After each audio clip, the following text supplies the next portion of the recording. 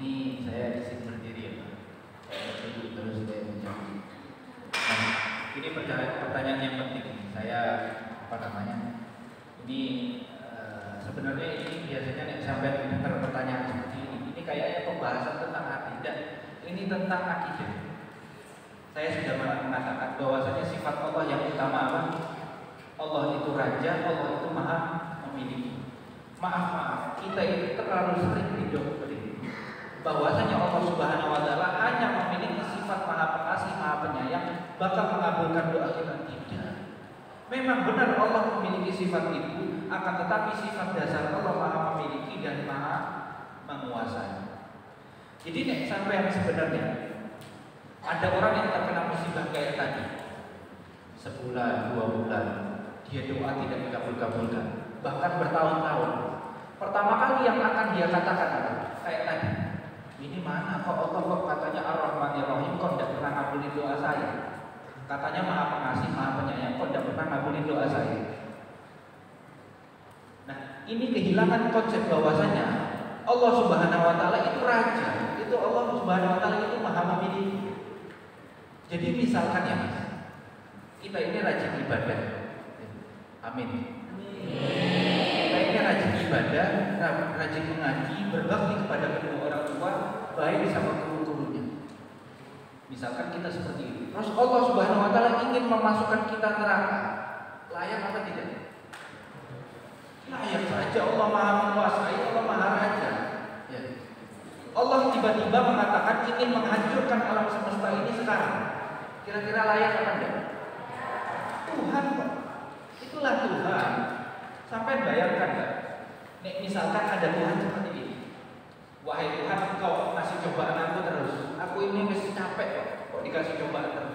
Terus Tuhannya mengatakan seperti ini. Oh iya, maaf ini saya selesaikan mesti cobaan sampean. Kira-kira cocok seperti ini jadi Tuhan? Bukan Tuhan, Tuhan itu maha memiliki, maha raja. Jadi apapun yang dilakukan oleh Tuhan itu terserah. Nah, maaf, banyak orang-orang yang keluar dari Islam gara-gara apa? Sebungkus Indomie. Ya, sekarang bersih Indomie. Karena kenapa? Mereka kehilangan konsep yang namanya konsep Tuhan itu harus maha raja, harus maha memiliki.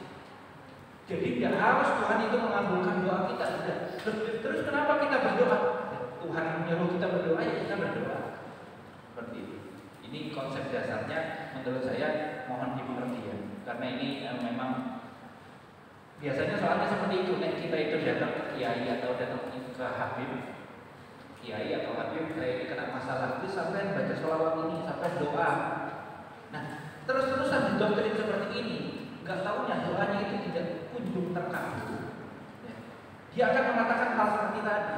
Mungkin pertama seperti itu, masa katanya Allah Ar-Rahmanir Rahim. Cuman bertahun-tahun dia kena musibah. Dia akan mengatakan apa?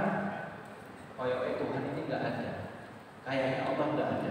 Karena dia lupa konsep Tuhan itu bukan dia itu harus mengabulkan doa sampai sudah.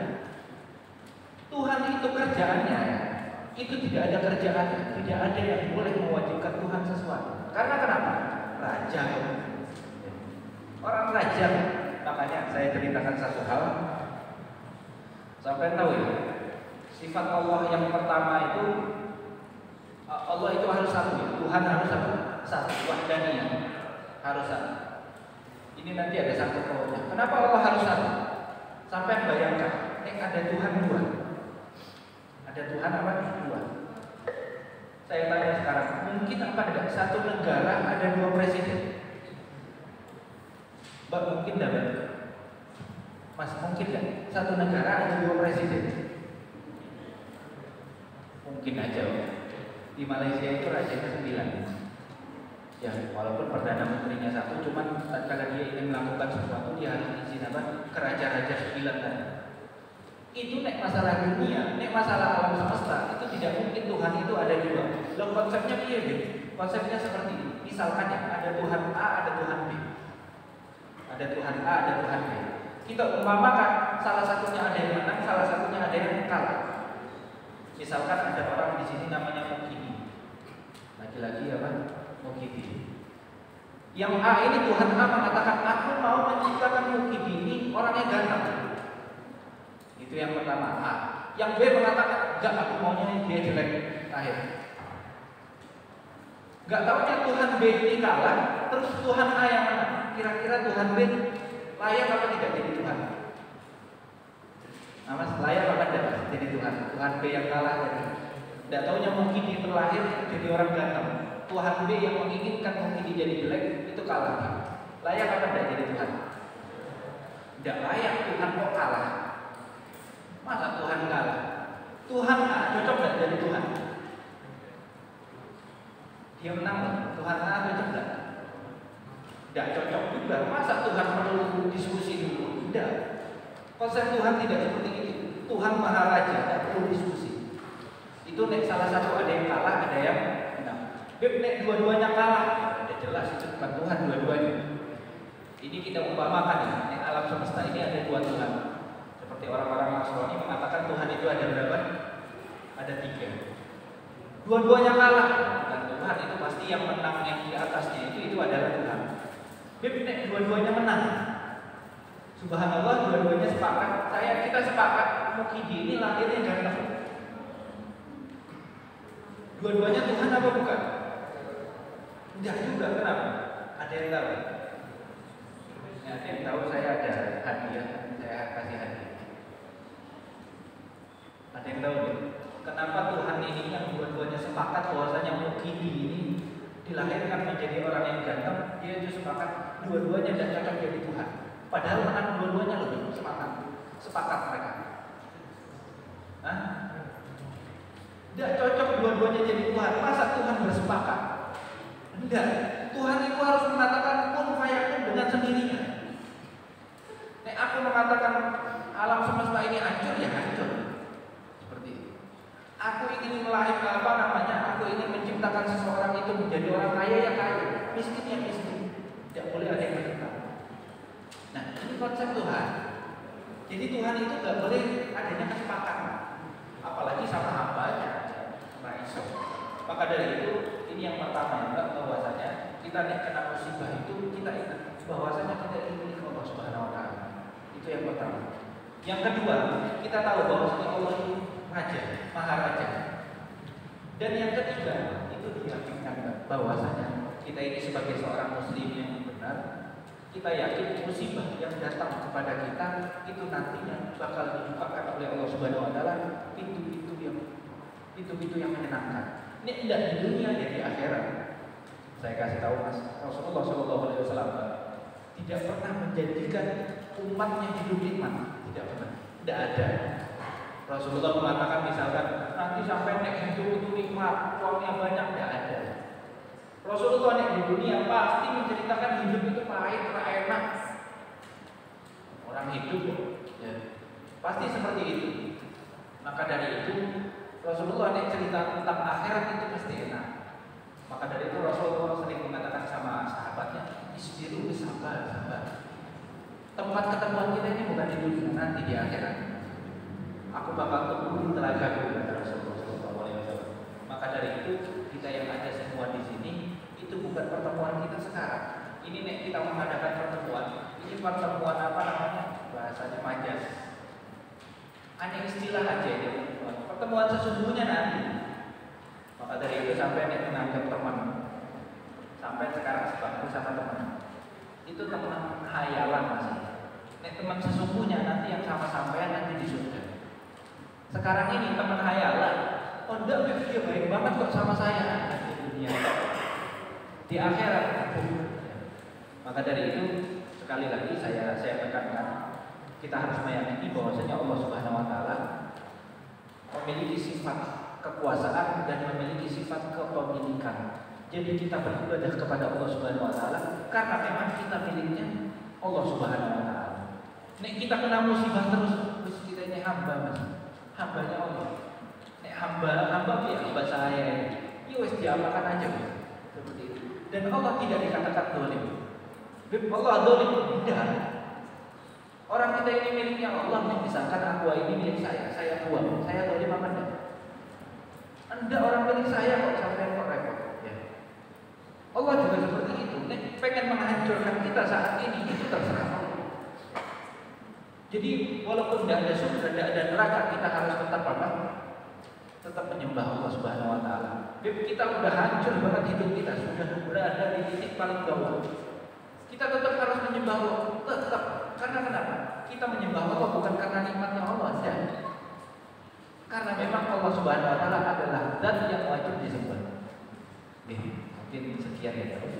Semoga mudah-mudahan bisa tercerahkan. Mungkin ada lagi. Silahkan. Oh, harus banyak ini yang mau tanya. Tadi mungkin yang tengah dulu Pak. Kak Dewi yang tengah dulu ya.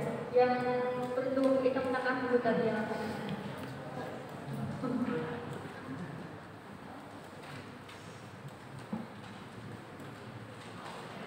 Assalamualaikum warahmatullahi wabarakatuh.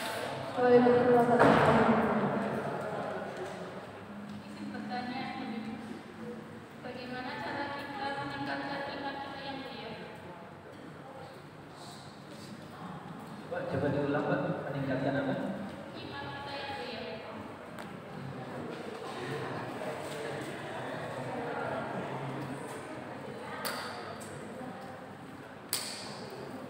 Bagaimana cara kita untuk meningkatkan iman kita yang mulia?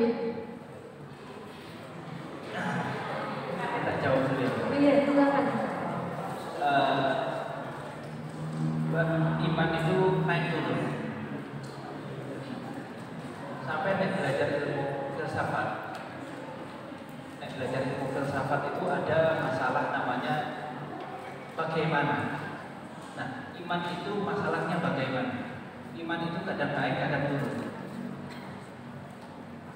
Untuk menguatkan iman kita, itu belajar ilmu akidah namanya. Maka dari itu saya itu di masjid-masjid saya diminta rutinan, saya itu pasti menganjurkan saya belajar ilmu akidah, ngajarnya ilmu akidah.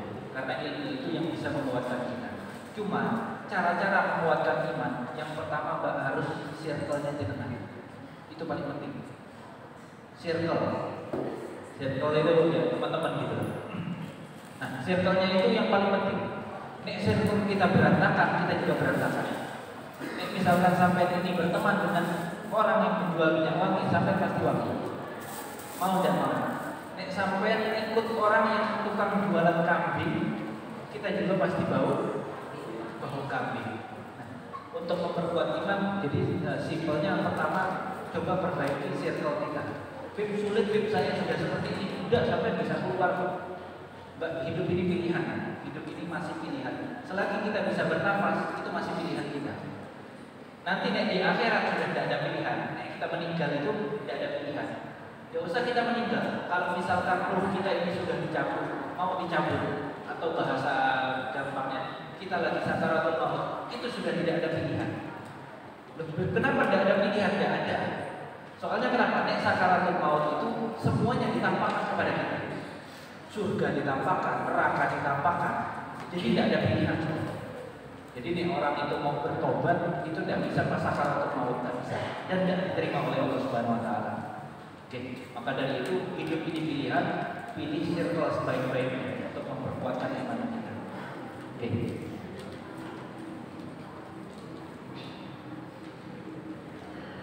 Iya, Kak, tadi yang bertanya Kak siapa namanya? Kak siapa namanya? Emina Sari. Iya itu. Kita perbaiki dulu circle-nya baru nanti kita bisa meningkatkan iman. Untuk pertanyaan selanjutnya ada yang mau bertanya lagi? Ini Kak? Iya. Assalamualaikum warahmatullahi wabarakatuh. Di sini alhamdulillah saya lahir dalam kondisi muslim. Tapi karena saya bertanya sampai detik ini, saya ada ini dengan teman-teman saya kemudian mu'alaf, dan mereka sudah merasakan nikmatnya Islam dengan hidayah. Dan sampai detik ini saya masih merasakan apakah Islam saya ini masih sebatas keturunan saja atau sudah ada hidayahnya. Dan saya belum merasakan, tentunya pertanyaan kami, bagaimana sih kita hidup, saya sholat, saya ngaji itu dapat dikatakan Islam dengan hidayah, bukan dengan Quran. Terima kasih. Assalamualaikum warahmatullahi wabarakatuh. Sebenarnya tidak ada bedanya mas. Nek sampai masuk Islam itu sudah mengatakan 2 syahadat, itu pasti sudah hidayah dari Allah Subhanahu Wa Taala. Nek kita sholat, kita puasa, kita mengaji, cuman kok nggak ada kenikmatannya, tidak penting. Yang penting kita Islam. Bagaimana cara mencari kenikmatan? Oh, lain lagi nanti. Cara mencari kenikmatan di dalam kita berislam, kita harus sering-sering ngumpul sama orang-orang baik. Sampai mungkin mas sering sampai coba sesekali ngumpul sama kiai-kiai yang sepuh, habib-habib yang sepuh. Mereka itu punya aura, itu beda. Ruhnya mereka itu terlalu kuat.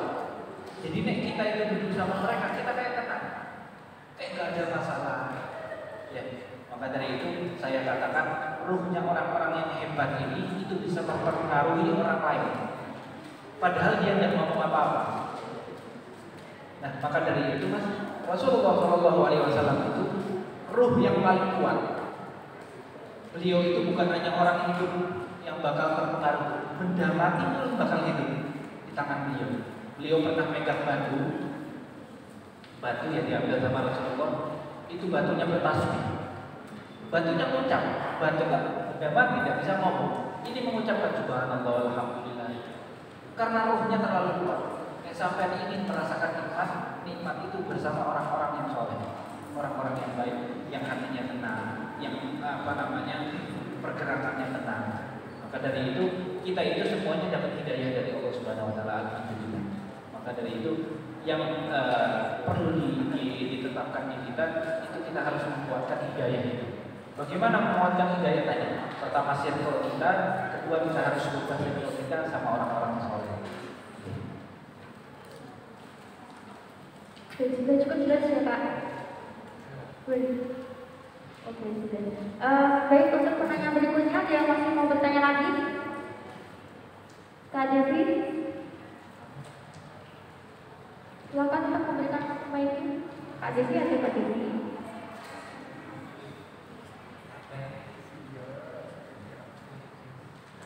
Assalamualaikum warahmatullahi wabarakatuh. Izin bertanya, saya Kadania dari Akuntansi Angkatan 2022. Anissa, saya mau tanya, gimana sih kita tahu cara tolak ukur dari sudut pandang manusia selain bisa untuk bertakwa melakukan perintahnya dan menjauhi larangannya? Kalau tadi kan Habib juga bilang kalau ada ahli ibadah masuk neraka karena Allah Maha Penguasa. Terus saya juga pernah dengar ada seorang pelacur yang tidak pernah ibadah, terus dia masih minum anjing dan dia masuk surga. Lalu kita bisa selain kita usaha kita bisa ikut tolak ukur agar kita termasuk ahli ibadah masuk surga atau neraka itu gimana? Terima kasih.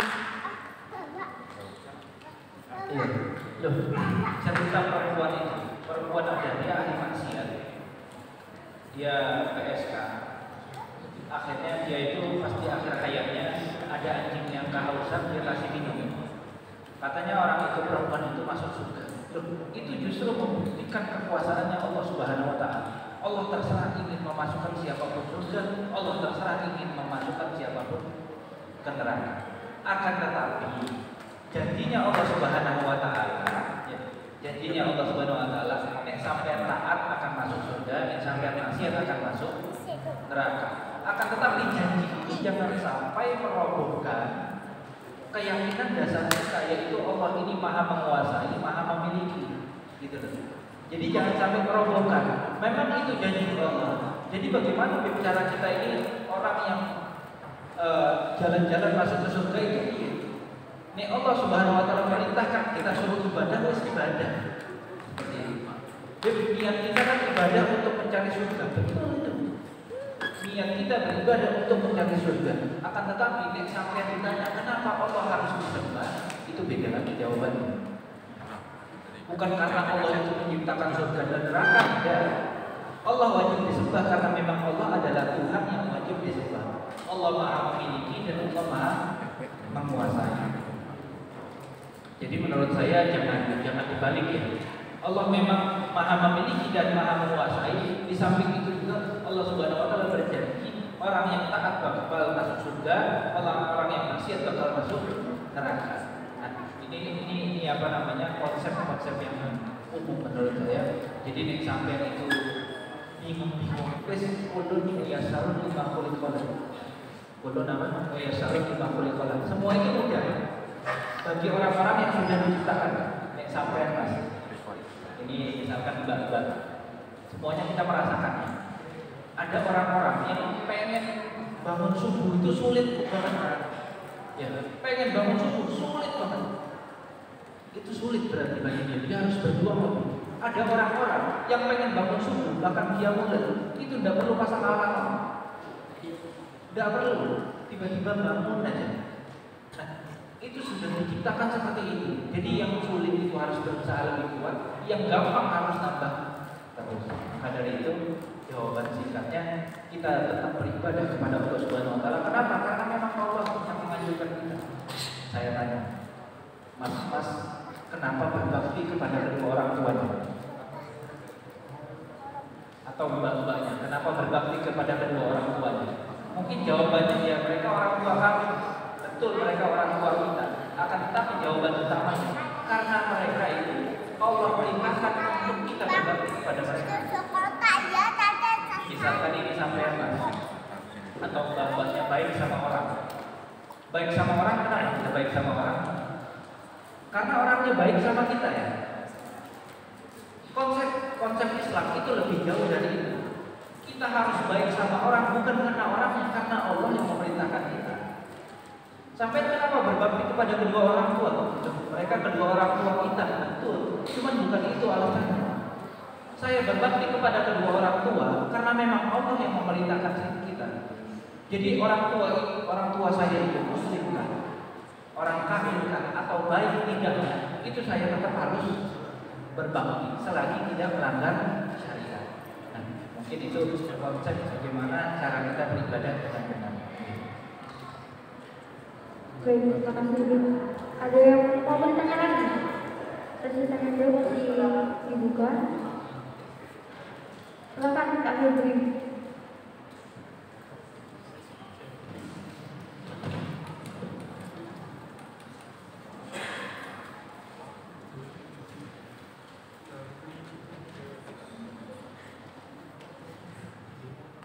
Assalamualaikum warahmatullahi wabarakatuh. Tapi di luar dari tema ini, kita kan sudah paham agama. Kita juga sebagai orang penghafal Al-Quran, tetapi kita belum memahami dan menerapkannya. Apakah itu dianggap sah dalam menghafalkannya? Sedangkan kita kan menghafal Al-Quran kan sulit ya untuk perojaannya, terus untuk membagi waktu, untuk menyetorkannya kepada sulit. Tetapi kita tuh belum memahami di agama kita. Terima kasih. Ya itu tetap sabar, yang penting hafal dulu aja. Cuman jangan sampai kita sudah hafal kita merasa cukup. Maaf, di Indonesia ini terlalu banyak menghafal Al-Quran, kurang ulama. Dulu itu ulama pasti hafal Al-Quran. Sekarang menghafal Al-Quran tidak perlu menjadi ulama. Maka dari itu saya anjurkan hafal Al-Quran terserah sampai pahaminya nanti aja. Yang penting fokus hafalin dulu. Cuman kalau kita sudah hafal jangan berhenti. Saya fokus sudah hafal, udah cukup. Ya, kita harus berusaha lagi. Itu tetap sah, sampai tetap sah. Nah, dulu itu gelar Al-Hafidh tidak ada. Gelar Al-Hafidh itu buat orang yang menghafalkan 100.000 hadis. Sekarang Al-Hafidh itu untuk orang yang menghafal Al-Quran.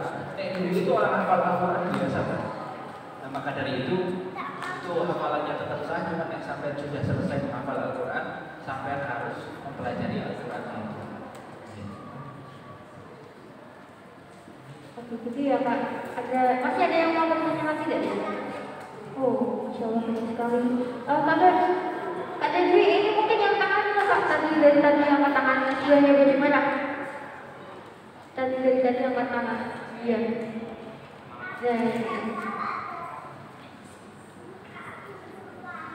Bismillahirrahmanirrahim. Assalamualaikum warahmatullahi wabarakatuh. Waalaikumsalam warahmatullahi wabarakatuh.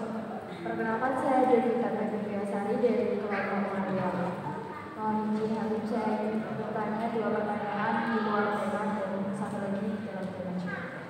Pertama, sesuai dari tema juga untuk mempersiapkan generasi milenial, tentunya dalam kepemimpinan sendiri. Dalam kepemimpinan seringkali agama kita, tentunya Islam juga seringkali justru malah digunakan untuk agen bisnis atau agen politik, di mana seorang pemimpin itu kadang hanya menonjolkan keagamaannya untuk menarik atensi dari warga negara Indonesia itu sendiri.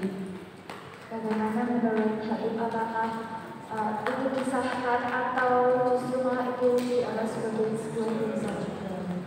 Yang kedua, dalam kita bersosialisasi tentunya juga kita bersosialisasi dengan agama lain, tidak hanya dengan agama Muslim. Seringkali juga kita berkontak dan tiba-tiba kita kayak ada perasaan nih antara cowok dan cewek itu sendiri. Padahal salah satu itu bukan dari agama kita, bukan dari kaum kita.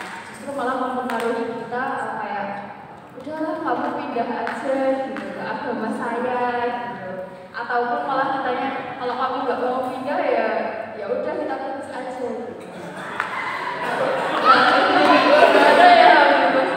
Kayak kita tetap mempertahankan tentang agama kita, tapi kita melepaskan dia atau kita berusaha untuk mengajak dia gitu, sampai berhasil gitu.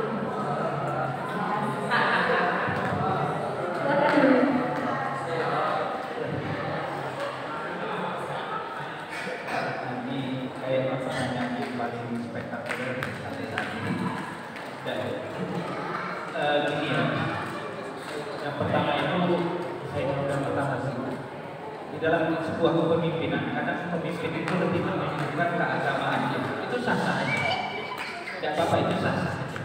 Cuma nanti masalah dia itu munafik atau tidak munafik itu urusan Allah. Kita tidak menilai hati orang, ingat ya, kita tidak boleh menilai hati orang. Makanya orang-orang yang mengatakan sampai dikira ikhlas, oh itu kok menilai hati orang, menilai hati orang, dan tidak bisa. Hati itu urusannya sama Allah Subhanahu wa taala, yang kita nilai sah atau tidak. Itu yang pertama. Yang kedua, bahasa gampangnya, jodoh atau agama yang kita perjuangkan. Itu ya, Pak. Jodoh atau agama. Saya katakan sekali lagi, anak muda pada saat ini itu kehilangan komitmen mereka. Kebanyakan ya, kehilangan komitmen mereka. Dulu itu masih, saya itu masih kecil itu, kita itu dididik sholat itu mengerikan, sampai mengerikan. Jadi orang-orang tua saya itu dulu didik saya sholat, lebih baik saya itu mati daripada tidak sholat. Jadi sampai sekarang yang terngiang-ngiang itu ya perjuangan itu. Nah sekarang kita ke kanan ya kita ikut, ke kiri ya kita ikut, seperti itu. Apalagi masalah iman. Masalah iman itu tidak ada toleransi. Sampai katakan sampai ini Islam apa bukan?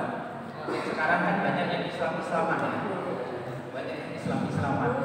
Karena seperti itu, Mbak, kalau diketahui sampai boleh mencintai siapapun, dihalalkan sama Allah, cintanya siapapun. Cuman jangan sampai cinta tersebut merusak hubungannya sampai sama Tuhan. Seperti itu. Gitu aja. Oke, dilanjut. Mungkin ada pertanyaan lain. Silahkan untuk bisa mengangkat tangan.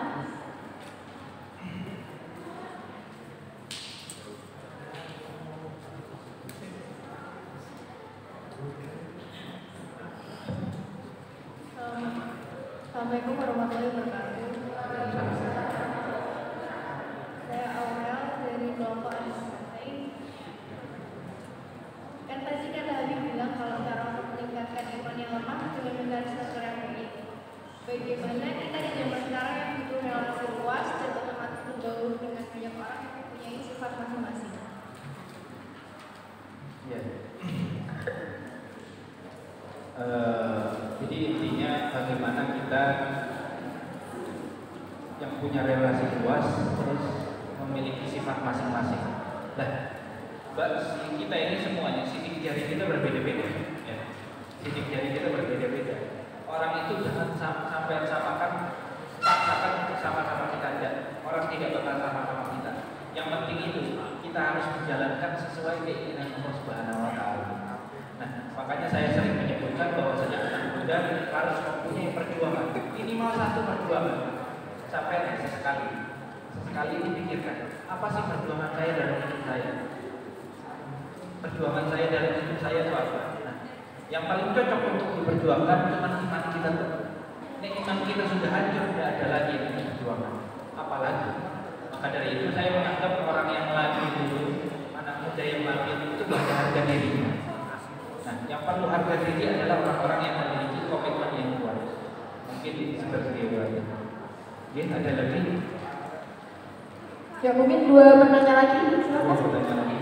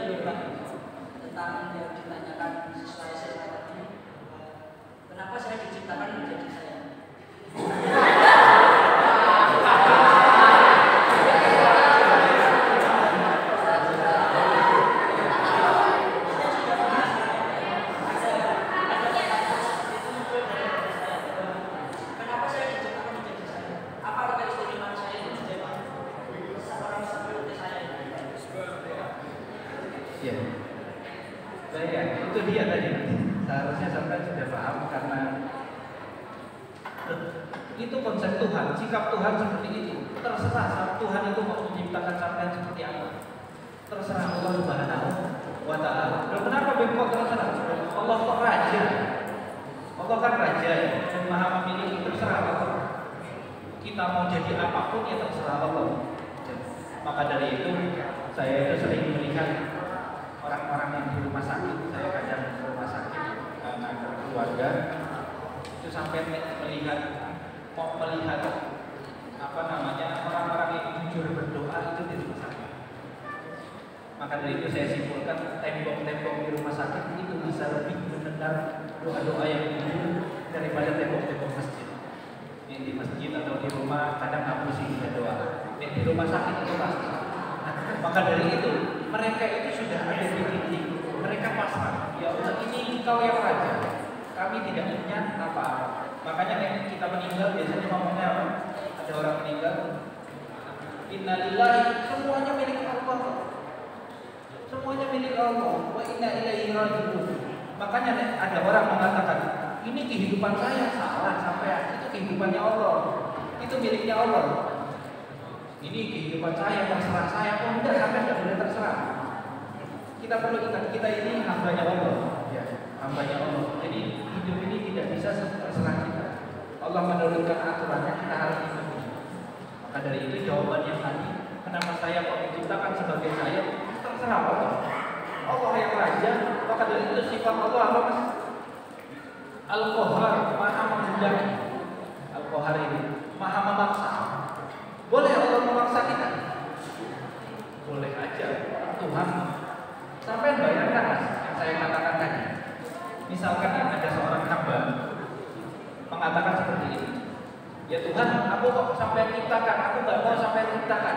Terus Tuhan yang mengatakan seperti ini, oh iya saya yang menciptakan sampean. Cocok nggak jadi Tuhan? Tidak cocok, masa Tuhan diskusi sama hambanya. Tuhan menerima kritikan hambanya, bukan Tuhan. Ya.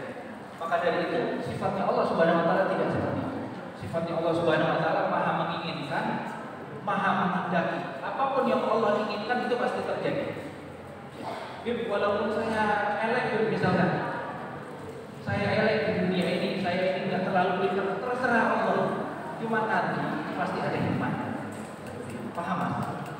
Paham? Maka dari itu pokoknya simpelnya itu wis yang terserah Allah. Oke, ada lagi yang terakhir. Ini terakhir ya teman-teman. Silakan Kak Didi, itu tadi kayaknya belakang itu kayak kayak mata badan itu, pengen tanya biru. Oh, oke. Yang paling belakang. Ya. Kayak bener-bener habis Pak. Assalamualaikum warahmatullahi wabarakatuh. Waalaikumsalam warahmatullahi wabarakatuh. Saya Aulani Pratama dari akuntansi 2022. Saya mau bertanya, kelompok Anissa. Kita kan dari sebelum dilahirkan sudah ditentukan takdir kita. Terus bagaimana dengan orang meninggal karena bunuh diri? Jika itu juga termasuk takdir, mengapa bunuh diri itu dosa? Terima kasih. Nah, ini sama aja ya. Ini ada permasalahan penting. Cuman saya tidak bakal bahas karena panjang. Beb, kenapa misalkan semuanya takdir? Saya itu maksiat berarti takdir saya. Betul? Betul apa betul? Betul ya? Berarti saya maksiat takdirnya Allah. Loh kok saya kok disiksa sama Allah karena saya maksiat? Tidak, konsepnya ada seperti itu. Ini agak panjang penjelasannya, cuma saya tidak bakal jelasin. Saya hanya sedikit saja saya menyinggung. Sampai perlu tahu bahwasanya Allah Subhanahu wa taala menciptakan adanya keburukan dan adanya kebaikan untuk kita lakukan kebaikan dan untuk kita menjauhkan keburukan. Selebihnya dari itu kita tidak tahu. Nek kita jatuh ke maksiat, apakah itu takdir? Yang namanya takdir itu ya Pak. Yang namanya takdir. Takdir itu adalah ketetapan Allah Subhanahu wa taala pada saat terjadi. Makanya ada di sana namanya ilmu qada dan qadar. Ini juga qada dan qadar dari Allah. Tidak, bukan seperti itu. Jawaban gampang seperti ini, Pak.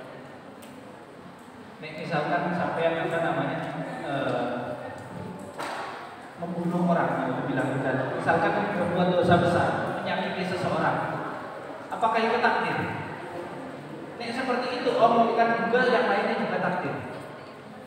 Misalkan kita kena musibah, keluarga kita ada yang jahat sama kita katakan alam itu takdir, itu takdir, cuma pemahamannya tidak seperti itu. Maka dari itu ini agak panjang penjelasannya, qada dan qadar nanti sampai harus masuk ke beberapa ilmu dulu baru bisa memahami ini. Cuman intinya ya. Kenapa saya maksiat itu takdir Allah? Dan Allah hanya menciptakan maksiat, cuma yang menentukan kita. Allah tahu dari zaman azali dulu bahwasanya kita itu bakal maksiat pada hari itu atau pada hari ini kita bakal hadir majelis. Allah sudah tahu. Dan Allah hanya seakan-akan kita mau masuk kamar mandi, ada yang buka pintu, seperti itu. Itu takdir. Jadi yang namanya takdir, kita mau maksiat itu keinginan kita. Cuman kok bisa melakukan maksiat itu atas takdir Allah. Takdir itu apa? Allah memberikan kekuatan kepada kita. Badan kita bisa bergerak, tubuh kita bisa bergerak, itu takdir dari Allah Subhanahu wa taala. Keinginan tetap dari kita. Oke. Ya, mungkin begitu saja. Terima kasih Pak. Ya, mohon maaf Habib ini berhubung waktunya masih ada tadi juga teman-teman masih ada yang mau bertanya, apakah Habib berkenan untuk menjawabnya?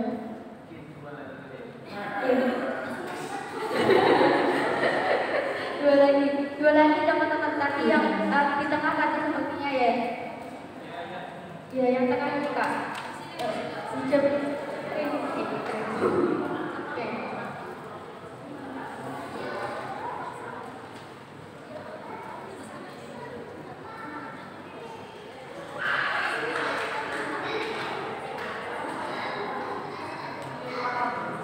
Ayo.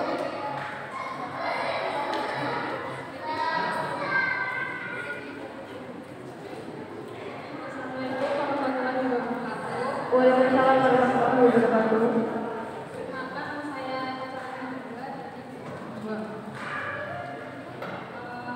Sebagai remaja banyak yang terpengaruh misalnya tentang dunia malam. Ada harapan bahwa misal kita itu malamnya bohong juga. Nah terus banyak sekali orang-orang yang pikirnya kalau misalnya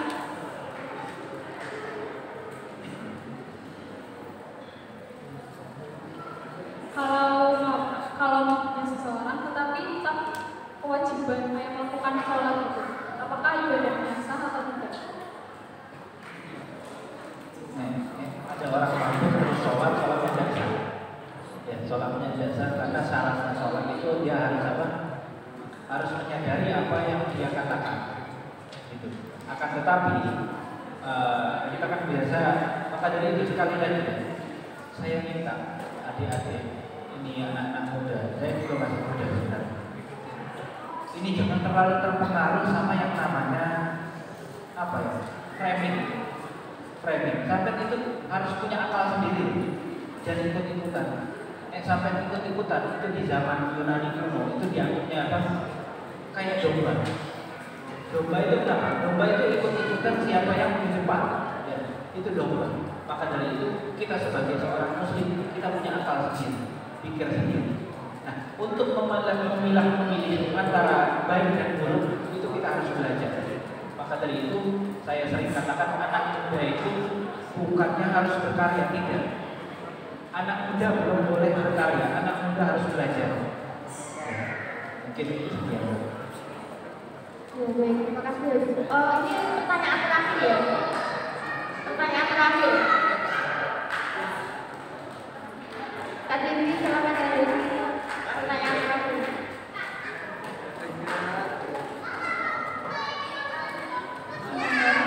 Assalamualaikum warahmatullahi wabarakatuh. Waalaikumsalam warahmatullahi wabarakatuh. Izin bertanya, mungkin di sini banyak orang KTP ya, sama kayak saya. Maksudnya soal KTP, saya tuh Islam, tapi nggak banyak perempuan Islam, tapi selalu buka aurat. Sedangkan kalau ditanya kenapa kok buka aurat, ya ini saya siap pakai hijab auratnya belum jadi begitu. Ya, ini bukan menurut saya, harusnya menurut agama. Kalau saya itu manusia biasa. Saya itu dari tadi saya itu bukan omongan saya. Ini yang saya ambil dari intisari agama. Akan tetapi perempuan yang belum bisa menutup auratnya sama aja kayak meninggalkan sholat seperti itu. Banyak orang-orang yang meninggalkan sholat itu tatkala kita tanya dia malas, atau kalau mereka mengatakan saya belum siap. Makanya sekali lagi pernyataan yang mengatakan ini hidup saya salah itu. Sampai ini diberikan hidup sama Allah, bukan hidupnya sampai ini amanah dari Allah. Maka dari itu yang belum menemukan taubat itu tidak perlu terlalu wah. Dia ini sama aja kayak orang yang meninggalkan sholat tadi. Dia dosa. Mungkin dia perlu perlunya edukasi yang lebih lanjut saja, pelajaran yang lebih lanjut saja. Oke, Baik, terima kasih Dewi. Terima kasih banyak kepada Habib Mustafa Al-Hudori atas ilmunya dan sudah berkenan menjawab semua pertanyaan dari teman-teman peserta PKN 2022 ini. Mungkin sebenarnya masih banyak yang ingin ditanyakan ya teman-teman ya, cuma berhubung waktunya sudah habis, jadi kita nanti akan lanjut ke acara berikutnya.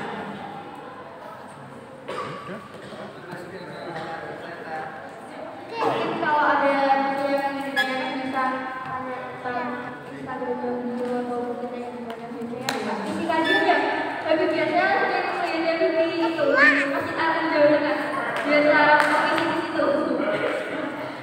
Masjid Agung itu saya jarang. Oh jarang, tapi waktu itu saya kebetulan pengisinya bingung.